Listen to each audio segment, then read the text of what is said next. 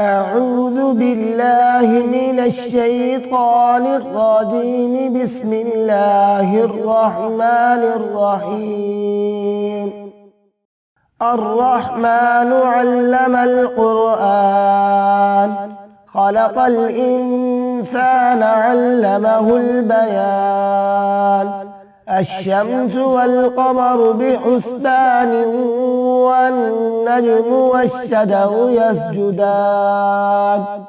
والسماء رفعها ووضع الميزان، ألا تطغوا في الميزان، وأقيموا الوزن بالقسط ولا تخسروا الميزان.